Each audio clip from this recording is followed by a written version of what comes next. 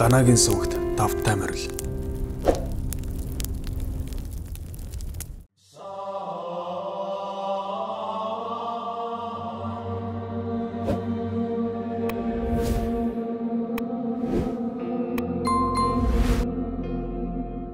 Би нутаг заагдсан индианчуудын нутагт төрж өсөөд одоо эндээ амьдарч буй уугуул Америк хүн. Индианчуудын төв газар миний амьдардаг жижиг хотоос 40 орчим километрийн зайтай газар байдаг байлаа. Одоо тэрхүү хуучин төвийг зүгээр л хуучин агентлаг хилцдэг болсон. Тэр газарт цэргүүд манай угсааны үг дээдсүүдийг хүчээр тууж аваачиж сууршуулчаад хитэн туран хайгахай элчүү болсон хөсрийн хөнжлөл өгсөн гэдэг юм. Цэргүүд уугуул Америкчуудыг ан хийлгэхгүй, загас бариулдаггүй байж. Ийм байдалтайгаар тэд Монтанагийн хахир өвлийг өлсгөлөнд нэрвэгцээр угтжээ. Өвгөд маань тэр үед цэргүүдийн өгсөн гахаа махан тэжээлгэхээс илүү хор болохыг хөнжлөн цэцэг өвчний нян агуулсан гэдгийг мэдээгүй юм. Цэргүүдийг өөрсдөд нь тусалж байна гэж тэд бодсон боловч үнэндээ алхаар төлөвлөж байсныг бас мэдээгүй. Уугуул Америкчууд хүнсэндээ буг, одос үхэр загас, ангийн мах ихэвчлэн хэрэгэлдэг болохоор гахай мах хэрэглэж байгаагүй байж. Тийм учраас мах хачин амттай байгааг нь анзаараагүй гэдэг юм. Ингээд тэр өвөлдөө хүмүүс өлсгөлөнд нэрвэгдэж эхнээсээ үхэхэд цэргүүд цогцыг нь хожим бүүнд норшуулахаар овоолол байсан байна. Тэгээд цаг уйсаж газар гисмэгцтэд булшны нүх ухжээ. Ингээд цэргүүд телегчдийг маань хуучин агентлагаас эхлэн бөөнөр нь булж явсаар 40 орчим километр урт оршуулгуулчихж. Хожмаа манай хот баригдсан газраар булшнууд дарин өнгөрч хойд зүгт дуустдаг юм. Миний амьдардаг хорооллыг яг тэрхүү булшнуудын ойролцоо барьсан юм. Яхава барилгын ажил явж байх үед телегчдийн ясыг цэвэрлэж өөр газар хэдийний шилжүүлсэн байж. Гэлээч булш байсан газартай маш ойрхон манай байшин байрладаг юм. Нэг өглөө нөхөр бид хоёр ажилдаа явхаар бэлтгэж байлаа. Нөхөр маань уран дээрээ суугаад гутлаа үдэж би угаалгын өрөөнд үсээ сумнангаа түүнтэйгээ ярилцаж байв. Тэгээд би нөхөрлөг эргээд харсан чинь түүний хажууд бяцхан индиан хүү зогсож бахан тэр. Цам цөмдгүй хөл нүцгэн бие хүсрээ давуугаар ороосон жаалхүү. Доош харан гутлаа үдэж байгаа нөхөрлөөмийн тэр хүү цоо ширтэн. Энэ байдлыг хараад би 10 орчим секунд гацсан баг. Тэгээд харцаа шилжүүлж өөр тийшээ харчаад эргээд харсан чинь хүү алга болчихсон байв. Нөхөртөө харсан үдсэн зүйлээ хэлтэл над руу гайхаж хараад юу хэлхээ ч мэдээгүй. Гэвч нөхөр маань миний ярьсанд итгэдэг юм. Би хаяа нэг тиймэрхүү юм харддаг л та. Нөхөр хүүхдүүд маань ч би ч тэр хүүг дахиж олж хараагүй юмдаг. Гэвч тэр хүүг улаан жилийн өмнө сурж манай байшингийн ойролцоо оршуулгдсан байхаа гэж би итгэдэг. Одоо хүртэл хаяа бодогддог явдал минь юм та. Та яг одоо Ганагийн сүгттэй хамт байна.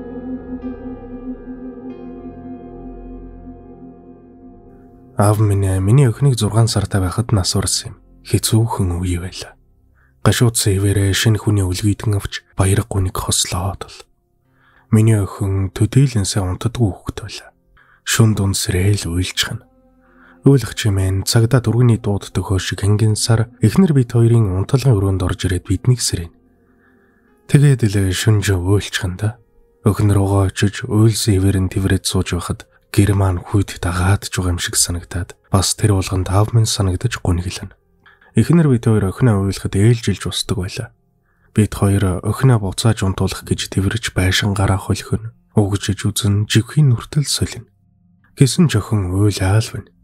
Чимхүүлчихсэн юм шиг бүр орилоод нүд нь айсан юм шиг биднэр рүү ширтэн. Чимээгүй болно гэж байхгүй штэ. Тэгснэ өхөн маань гинэтхэн уйлахаа болчихно. Уйлах дуун чихэнд хадаатай байдаг байж үлээ.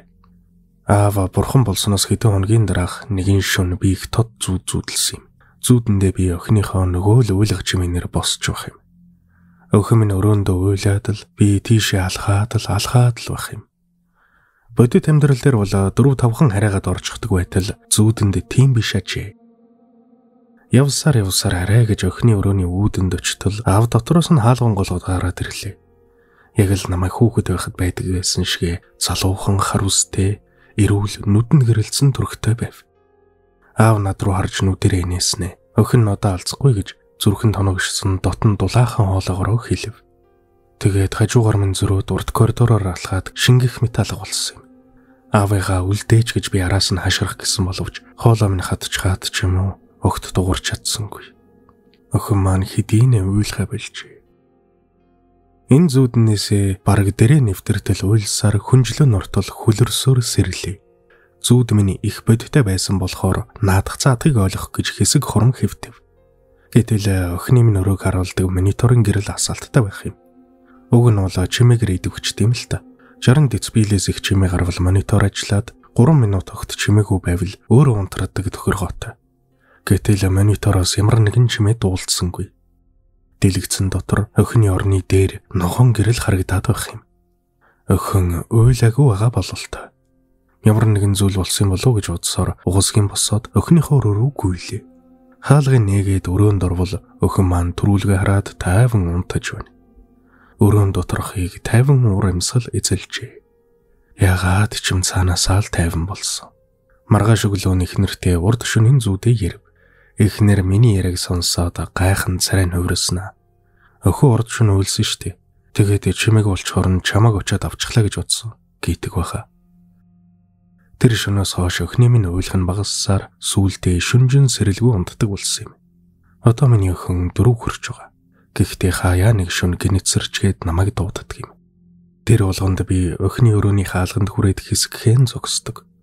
Зүүдэндээ үдсэн шиг аав өхний минь өрөөнөөс гарч ирээд өхнөн зүгээрээ гэж хэлэх болов гэж битүүхэн хүлээдэг гэхүүтэй. Гэхдээ тэр шөнөөс хойш дахиад тийм зүүдлээгүй. Аавынхаа хоолойг хамгийн сүүлд зүүдэндээ тэгж л сонссон юм та.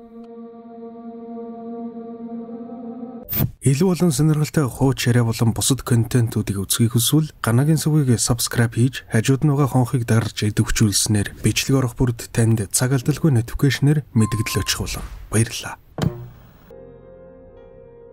Энэ явдал 2006 оны намар болсон юм. Би Ohio-гийн буйдхан нэгэн суурьнд өссөн. Манай байшингийн ард шигүү ой байдаг байлаа.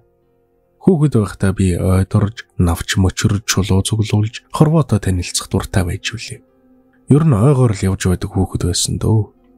Тэр явдал болохоос өмнө ээжээсээ зөвшөөрөл аваад ой дундуур алхдаг байж үлээ.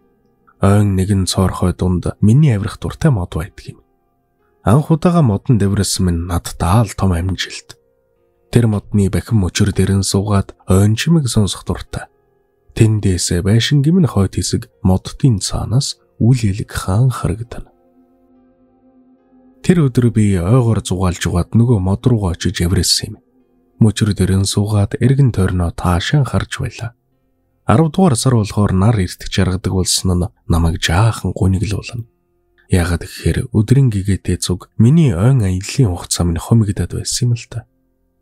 Нар жаргамагцал ээж намайг байшингийн хойдох талбайгаас гэртээ ирээ гэж дууддаг юм. Би ч гэсэн 10 үед ойд байгаад байхыг хүсдэггүй. Нар жаргаад бүрэнхий болох үед би модноос буухаар доошлов. Хөлөө минь газар хүрхийн үйлсд ээж намайг дуудах сонсогдов. Гэвч хачиргалтай нь ээжийн дуу байшингийн зүгээс биш ойн гүнээс гарч байх нь тэр.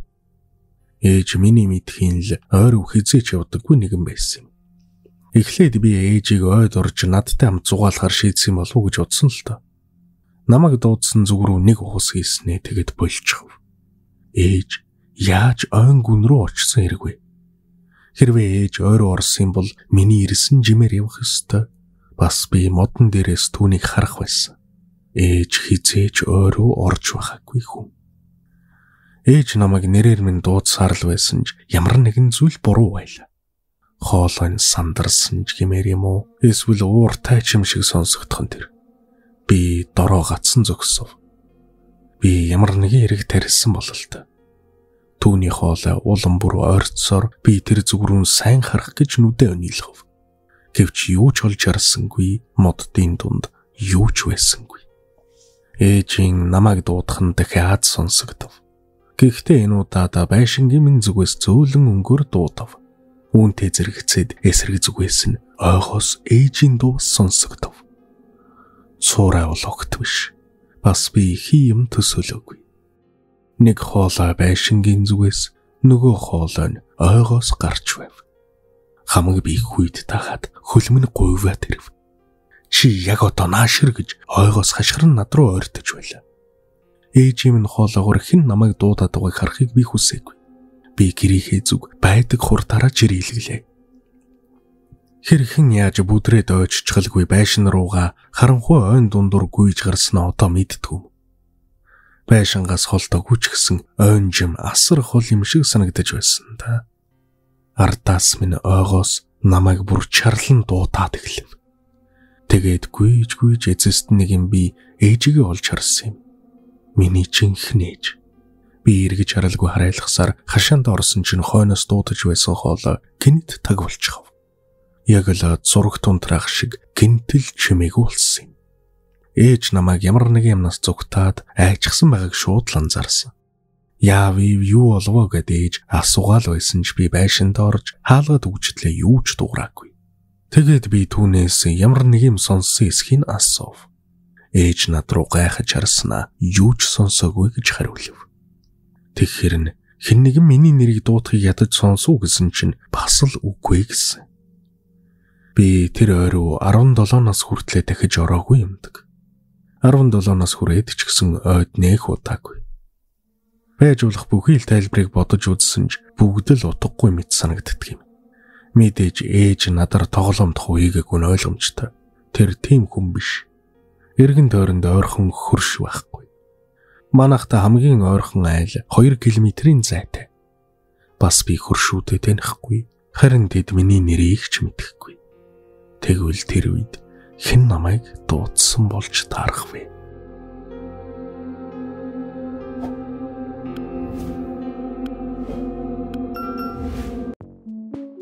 Миний оруулж буй бичлэгүүдийг цагаалдалгүй, алгасалгүй үзхийг хүсвэл subscribe дарж, хажууд нөгөө хонхыг дарж идэвхжүүлээрэй.